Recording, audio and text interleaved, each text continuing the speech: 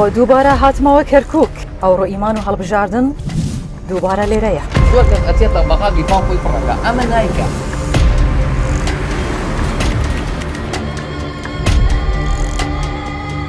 هیچ شتێک بەقەت ئەو پەیکەرە ئازاری نەداوە بەسە ئەمساڵ ناکات من بەم زەرامە گەژبینم هەر هەوڕۆژ گوتومە کاک شەهۆ ئیشەکان ئەکا ئیشی بەپارە نییە لە دڵی کوردستانەوە سڵاوتان لێبێ جارێکی کە هاتوومەتە کەرکووک ئێرە گەڕێکی ڕەحیمەوەیە ئەو گەڕەکەیە کە سمبولی کووردە و هەموو جارێ بوونی کوردایەتی لێی دێ لێرە دەچم لەگەڵ کاندیدێک قسە دەکەم ئەو کاندیدی ئێوەیە لە هەموو سوچێکی ئەم شارە پۆستەرەکانی بە بەرزی و بڵندی و گەورەی دەبینم ئایا ئەم کاندیدا بچێتە پەرلەمانی عێراق لە بوو ئێوە چ دەکا ئێوەی کەرکووکیەکان کوردەکانی ئەم شارە چ داواکاریەکتان چاوەڕوانیەکتان لێ هەیە با پێکەوە بڕۆینە لای ئەو کاندیدا بزانین کێیە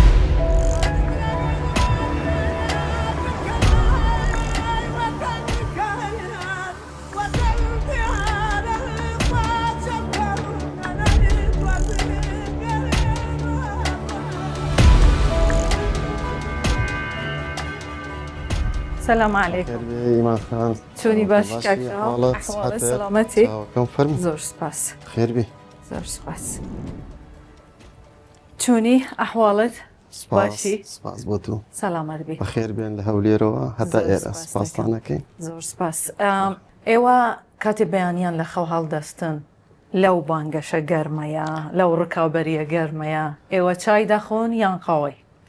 بەچی دەست پێ دەکەن ڕۆژەکەتان والله من لەگەڵ چای زۆر بینم نییە زۆربەی کات قاوە دەخۆین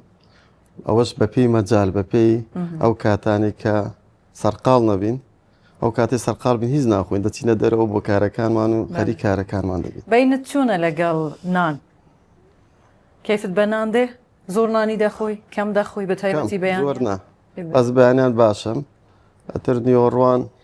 هەتا هەنەجا سەعات چوار یەک جەمێک نانەخۆم لەبەر ئەوی سەرقاڵی ئێستاوە یان پێشتریش وا بووی وڵا پێشتر شەروا بوو پێشتریش ئەدی ئێوە لە ماڵەوە لەگەڵ کێ دەژین خێزانت هەیە منداڵت چەند منداڵت هەیە بەڵێ خێزانم هەیە و 5 منداڵشم هەیە ماشاءالله 4 کچ و کوڕێکم هەیە تەمەنیان چەندە تەمەنیان 17 ساڵە گەورەکە 17 ساڵە کوڕەکەمە ئەتر 16 ساڵ 14 ساڵ 13 ساڵیان هەیە خوا لێت ناستنی سەلامەت بیت ئەدی لەگەڵ سەروبینت چیە لەگەڵ دروستکردنی نان بە تایبەتی چۆن هاوکاری خێزانەکەت دەکەی ناکەی لە دروستکردنی نانی بەیان بەهۆی سەرقاڵی کارەکانمەوە من زۆر کەم بلین لە ماڵین لێرەوە سپاسی خێزانەکەمەکەم کە هەم ئەرکی باوکایەتی و دایکایەتیشە بینێت کە چونکە من زۆر سەرقاڵم بەهۆی کاری ئیداری و سیاسی خۆمەوە و خواردن دروستکردن کات خۆی ئێمە لەگەڵ هاوڕێیەکانمان دەچوین بۆ گەشت دروستمان دەکرد و لە بەشە ناوخۆیەکانش قوتابی بووین بە تایبەت هێلکۆڕۆنمان زۆر دروست دەکرد چ دروست دەکرد زیاترە کۆتان ئێمە بە هێلکۆڕۆ نەزانین زیاتر نازانین باشە ئەوە ئاسانترین خواردنە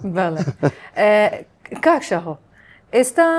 دەمانەوێت بە تێر و پڕی و بە تەسەلی بە وازەحی کاکشە و لەو بەرنامەیە بناسیین بەرنامەکانت بزانین خەڵک چی پێت دەڵێ بەڵام شتێک سەرنجی ڕاکێشاوم بە درێژایی کەرکووک کە دەهاتم زۆرترین پۆستەر کە هەبوو پۆستەری جەنابەت بوو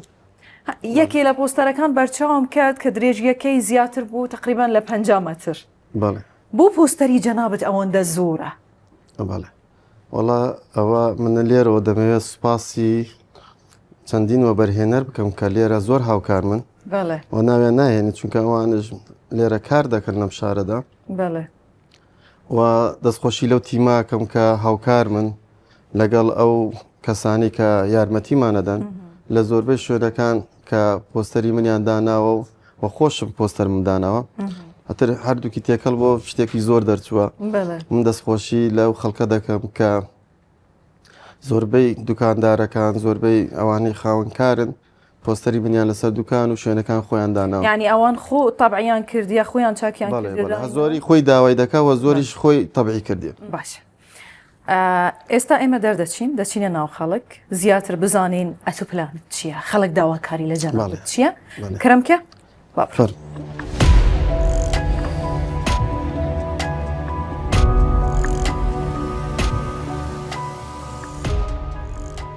ئەوە تڕۆمبێلی منە ئیمان و هەڵبژاردن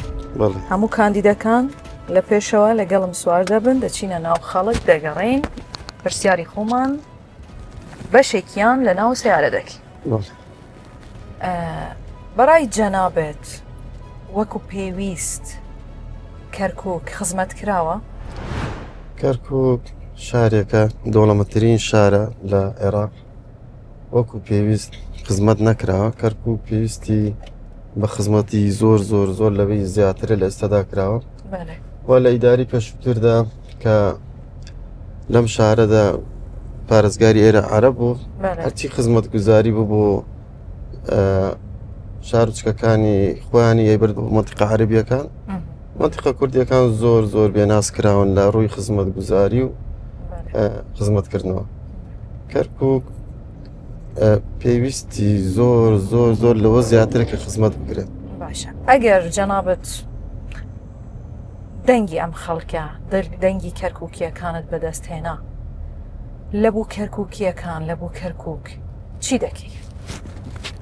ئێمە بەڵێنێک نادین کردداری لەگەڵدانە بێت ئێمە کارێکەکەین ئینشاڵڵا لە داهاتوو دەکە ببینە پەرلەمانتار هەوڵ دەدەین خزمەتێکی زۆری ئەم شارە بکرێت چونکە کەرکووک شارێکە لە قوربانیدان یەکەمە لە معنای شارێکە دایمە کێشەی لەسەر بوو خەڵکی کوردی ئەم شارە زۆر بێنازن خەڵکی شارەکە بە تایبەتی کەمیاتەکانی دیکەش ئێمە هەوڵە دەین لەم شارە پێکەوە ژیان هەبێت و خزمەتێکی زۆر زۆر زیاتر هەبێت بەبێ فەرق و جیاوازی جەنابەت دەستوری عێراق خوێندووە چ شتێک یان چ خاڵێک چ بەندێک بوویتە جێی پرسیار لای جەنابەت بەڵێ ئێمە لە دەستور بەندێک بۆتە جێی پرسیارکە زۆرترین قسەی لەسەر دەکرێت و کردارەکانش جێبەجێ ناکرێت ئەوش مادەی ١40 مادەی ١40 لەم شارەدا ئەو چەندین قسەی زۆرترین قسەی لەسەر کراوە وهتا ئێستا چارە سەر نەکراوە تا ئێستاش کاری لەسەر نەکراوە کاری لەسەر کراوە بەشێکی بەڵام وەکو بڵێ جێبەجێ نەکراوە جێبەجێ نەکراوە و سەر کراوە ئەوجا کاکشەهۆ ئێمەوە لە ڕێینە دەمانەوێ بچینە ناو خەڵک زیاتر دەنگی خەڵک جێمان لێبی داواکاری خەڵک تێڕوانینی خەڵک ئایا خەڵک ڕایان لەسەر جەنابەت چییە؟ خەڵکی ئاسایی ئەم شارە چیان دەوێ؟ اینجا با بڕۆین لە ڕێینە بچینە شوێنێک کە قەرە باڵغ بێ زیاترین خەڵکی تێدا بێ لەم کاتێکی ئێمە تێداینە با ڕاو بۆ چوون و قسەی ئەوانیش لەسەر جەنابێت لەسەر کارەکانی داهاتوو تا ئێستا چت کردووە لە مەودووە چی دەکەی بوویتە پەرلەمانتە بە قسەی ئەوان وەربگری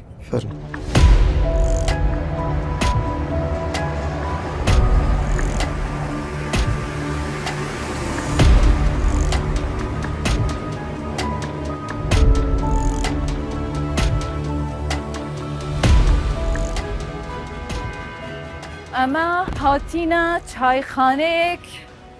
لە کۆنترین گەڕەکی کورد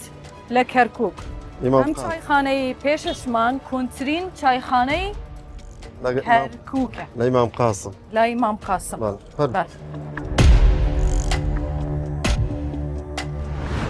السلام عليكم السلام عليكم باش ماما فرمي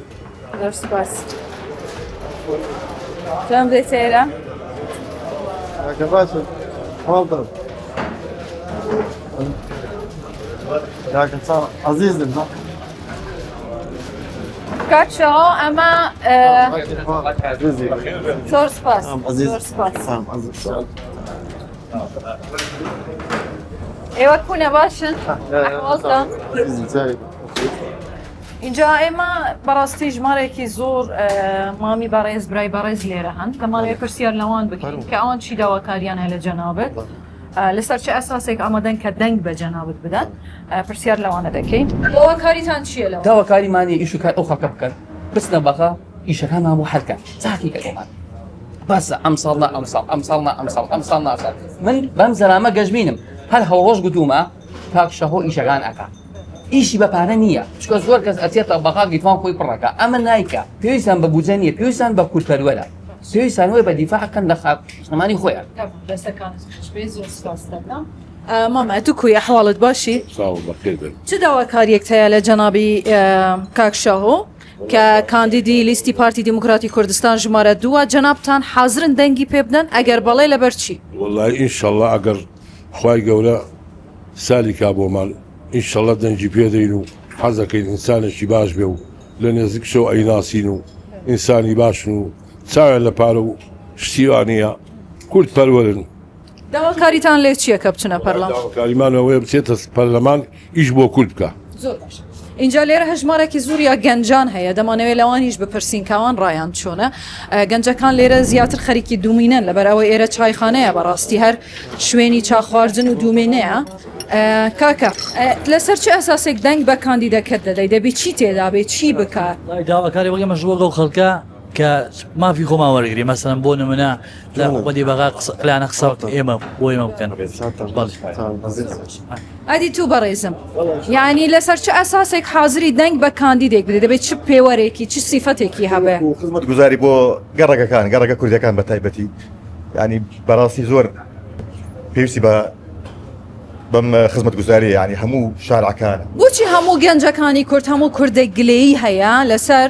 بێخزمەتی لە گەڕەکە کوردیەکان سەبەب چییە؟ زۆر ینی جادەکانمان هەمووی چکاوە هەمووی مەجاری هەمووی تێکچووە کەس بەلایە نایە ئێستا مەسەلەن زۆربەی خەڵک کە زۆربەی گەنجەکانەوە دویم جارە لە ماوەی ئەم بانگەشە دێمە کەرکووک خەڵک زۆر گلەی هەیە لەسەر خزمەت گوزاری کارەبە ئاوە جادەیە پاک و خاوێنیە ئاوەدانیە باشە جەنابەت چی دەکەی ئەگەر بچیە پەرلەمان هەرچەندە ئێوە شوێنتان شوێنێکی تەشریعیە تەنفیزی نییە بەڵام ئێوە دەتوانن حکوومەت هاندن لە بۆ ئەو مەجاالەی چ دەکەن وەکو ئەم گەنجانش باسییان کەرکووک خزمەت گوزارێکی وەکو پێویست نییە چکە کەرکووک وەکو باسمان کرد دەوڵەمەندترین شاری عێراقە خزمەت گوزارەکانش ناو شار سوڕانەوە بە چاو خۆت بینی ئەبێ زیاتر بکرێ وەکو پێشتر کە پارێزگای پێشوو هەموو خزمەت گوزاریەکان بۆ مەناتقی دیکە دەبردرا بۆ مەناتقە کوردیەکان هەمووی پشتگوێ خراپە ئێمە هەوڵە دەین ئەو هاوسەنگی هێزە بگەڕێنینەوە و هەوڵە دەین ئەو ئەزمونەی کە لە هەرێمەیە بیگوازینەوە بۆ کەرکووک و شارەکانی دیکەی عێراق چی لە هەرێمی کوردستان بە تایبەتی لە هەولێرەوە دەگوازن بۆ کەرکووک ئایا ئەوە ممکنە؟ بەڵێ هەولێر کارەبای 24 کاتژمێری هەیە کە کاری ئێستا لەسەر کراوە هەموو شارەکان کۆتایی پیادوە دووەم ئاوی خێرای هەولێر کە ئاوی 24 کاتژمێریە ڕێگاوبانەکان سەوزایی ئەمە ئەتوانین ئێم ئەو ئەزمونە بگوازینەوە کەرکووک و شارەکانی دیکەش بە هەمانگی لەگەڵ هەرێمە کە چونکە ئەوان ئەزمموی زیاتریان هەیە لە خزمەتکردن و خزمەت گوزاری و هەوڵە دەین ئێمە ئەو ئەزمونە بگوازینەوە ئێرە هەر بە شانازیشەوە دەنگی پێدەی ئەوە لەگەڵ هیچیان نییە بەوە زۆر دڵخۆشیکە خەڵک ئەم شارەی ئەوە مایی هەموو شتێکە بۆ ئێمە لەخوا چۆن لە ناو خۆم دڵنیام ئاواش لەوە دڵنیام کە دەریشتی بۆ ناو خەڵکتی قابیلتە ئیشەڵا دەرەچیت و سەرکەوتووە بیت و هەر دەنگیشما بۆ تۆیە خوای گەورە سەربرازت کە داوت برای گەوری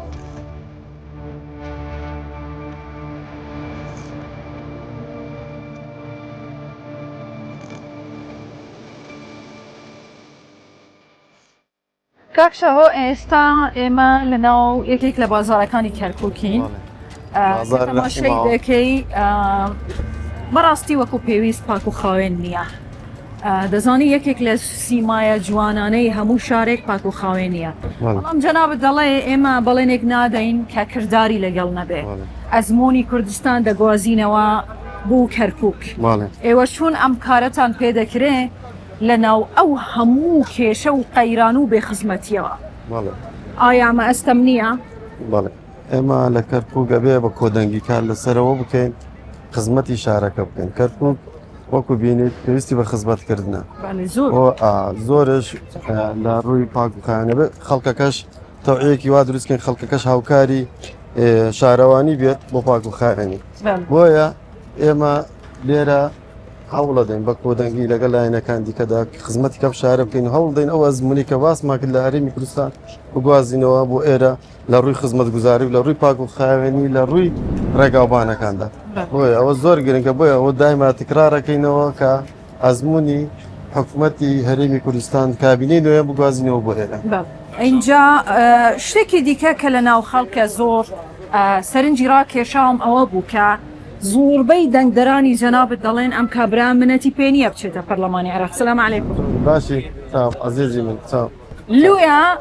ئەمە دەنگی پێدەدەین لەبەر ئەوەی مەبەستی خزمەتە بەڕاستی ئەو هەموو پلانانەی عەزیزی منن باشن چاو باشن. اینجا وەکو ئەوها دەبینێن زۆربەی گەنج دڵی بە جەنابەت خۆشە و هیوای بێتە ئایا دەتوانین ببیتە هیوای ڕاستەقینە یانیش گەڕانەوەی ماف لە بۆ ئەو خەڵکەی مەقدورن کە لێرەنە لە ڕووی کارەوە خزمەت گوزاریەوە دەرفەتی زیاتر بە گەنجان کە بتوانن هێز و شیانی خۆیان بەدەرخەن. وەکو باسم کرد ئێمە هەوڵە دەین کارەکەین لەسەر ئەوەی کە گەنجانی ئێمە لەم شارەدا کاریان بۆ دۆزینەوە و دامەزراندنیان بۆ بکەین هەلی کاریان بوو ئێمە هاتوینە خزمەت بکەین خەڵک کەرکۆش دەزانێت تەنانەت ئێمە پێویستمان بە مادی نییە بەوە نیە ئێمە خزمەتی ئەم شارە هاتوین خزمەتی ئەو شارە دەکەین. سەلام عەلەیکوم. عەزیزی منی چاوەکەم عەزیزی من چاوەکەم خۆشەویستم ئێمە خزمەتی ئەم شارە دەکەین و لەم شارەش کارمان کردووە پێشتر وشێن دەستمان دیار بووە و انشاءالله بەڵێنێک نادەین کەداری لە دوانە دەست خزمەت دەکەین کاکە بارزان حتا باشن چاوەکەم عەزیزی منە چاوەکەم ئێوە عەزیزی من خۆشەویستە عەزیزی من چاوەکەم ئەوڵە دەین کارێ بکەین کە خزمەتی ئەم شارەمان بکەین ئەم شارە شاری خۆمانە دڵمان بۆی دێش. زۆر باشە.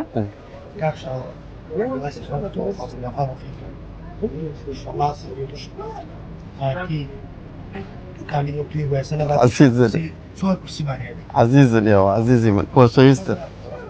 فەرموو.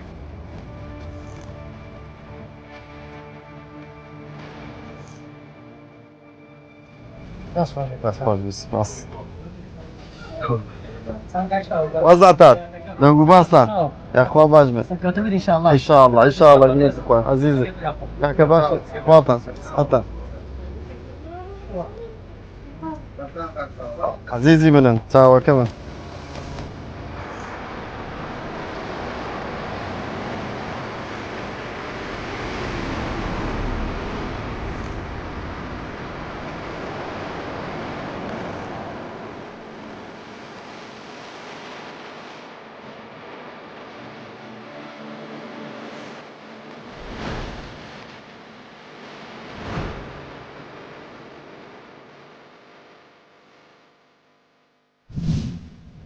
کاکشاو لەناو هەموو کەرکووک گەڕام هیچ شتێک بەقەت ئەو پەیکەرە ئازاری نەداوم کە پەیکەری پێشمەرگەیە بە جلی کوردیەوە بەڵام لە دەستیدا ئاڵای عێراق هەیە. ئایا ئێوە بۆ ئەم بابەتە چی دەکەن؟ بەداخەوە لە ساڵی 2017ەوە پەیکەرە لە عەلەمی عێراقی لە عەلەم کوردستانەکان هێناوەتە خوارەوە ئێمە هەوڵە دەین لە پەرلەمانی عێراق بە کۆدەنگی لە ئوکلایەنە سیاسەکانی کەرکووک هەوڵ بدەین ئاڵای کوردستان بگەڕێنەوە دەست پێشمەرگە چونکە من ڕۆژانەوە پرە پێشمەرگە ڕەتە بم ئازارەکەشم ئازاری هەموو خەڵکی کەرکووکەوە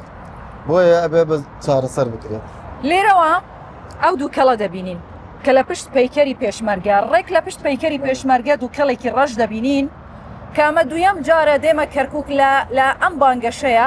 ئەو دوو کێڵە و بەدەیان شوێنی دیکە دوو کەلی ڕەش بەرز دەبێتەوە. پرسیارەکە ئەمەیە ئایا خەڵکی ئەم شارە هیچ خێرێک لە سوتاندن یانژی دەرهێنانی ئەو دوو کەڵە دەبینێت کە خۆمان دەزانین ئەو دوو کەڵە ئینەوتە؟ بەڵێ بەداخەوە ئەو کەرکووک دووەمین شاری دۆڵەمەندی شاری عێراقە لەسەر ئاستی نێودەوڵەتی ئەمە ئەو دووکەلەی کە ئەیبینی بەس دووکەڵەکەی بۆ شاری کەرکووکە بۆتە معنای نەکبەتێک بۆ شار کەرکووک چونکە کەرکووک شارێکی دۆڵەمەندە دەبایەت کەرکووک لە پێش هەموو شارەکان بە بۆ جوانی بۆ ڕێگاوبان بۆ سەوزایی بۆ هەموو ئەو کارانی کە لەم شاراکرا دەبایە ئەو نەوتە بایەتە نەحمەد یەکەم جا بۆم شارە ئەنجە بۆ شارەکان دیکە بەڵام بەداخەوە بالعکسە. جەنابەت تاجرێکی پرۆژێ بەبەرهێنانت هەیە پرۆژەت هەیە لە کوردستان بەتایبەتی لە کەرکووک چه پرۆژەیەکت هەبووە پێشتر و بە تەمای چه پرۆژەیەکی دیکە بۆ خزمەتی ئەم شارە بکەین؟ بەڵێ پرۆژەیەکم هەیە لە کەرکووک گەورەترین پرۆژەی سەوزایی کە گەشتیاریە لە کەرکووک بۆ لە شارەکە دیارە ئێمە هەوڵمانداوە شتی جوان بین ئەم شارە وهانی بۆ بەرهێنانمانداوە بێنە ئەم شارە کار بکات چونکە ئەزمون ئەو ئەزمونەی کە لە هەرێم هەیە کە بەرهێنان لێ کار دەکەن دەستمانە بیگوازینەوە شارە ئینشاڵڵا یەکەم کاری پێشینەمانە بێت لەم شارەدا. دەستەکانت خۆش بێت.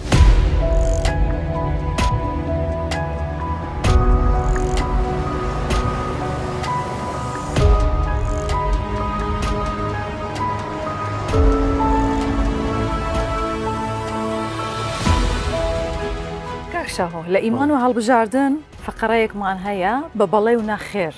جەنابەت وەڵامی پرسیاری ئێمە دەدەیەوە یەکێ لەو پرسیارانە کە لێرەیە دەڵێت ئایا ئامادەیت لە بوو کەرکووک چەک هەڵبگریت؟ بەڵێ پێشتر ئێمە بنەماڵی ئێمە پێشمەرگە بوونە و چەکیانش هەڵگرتەوە قوربانیشمان داوە لە پێنا ئەم شارە و ئامادەشین قوربانی زیاتر بدە. پرسیاری دوێم ئەو بەڵێنانەی بە خەڵکت داوە کاک شاهۆ جێبەجێ دەکەیت؟ بەڵێ ئێمە بەڵێنمان کردارمانە کە بەڵێنێک نادین کە پێمان جێبەجێ نەکرێت. پرسیاری سێم ئەمەشیان زۆر گرنگە ئەگەر بوویتە پەرلەمانتەر ئامادەیت تەواوی موچەکەت بە خانەوەدەی هەژارەکان بدەیت؟ ئێمە پێشترش بەخشیم وانە و ئەوەشە بەخشین بە خەڵکی کەرکووک و کەم دەرامەتی شاری کەرکووک. ئەوجا کاکشەهۆ لە کوتایی بەرنامەکەم ئیمان و هەڵبژاردن قسەی کوتایی جەنابەت چییە؟ من لە کۆتاییدا سپاسی جەنابەت و ستافە جواناکەم کە لەگەڵتان سپاسی کەناڵ 24 دەکەم و ئێمە لە کۆتاییداڵین بەڵێنمان کردارمانە و دەیکەینە ئەمڕۆواقع لە پەرلەمانی عێراقی. زۆر سپاس. زۆر سپاس.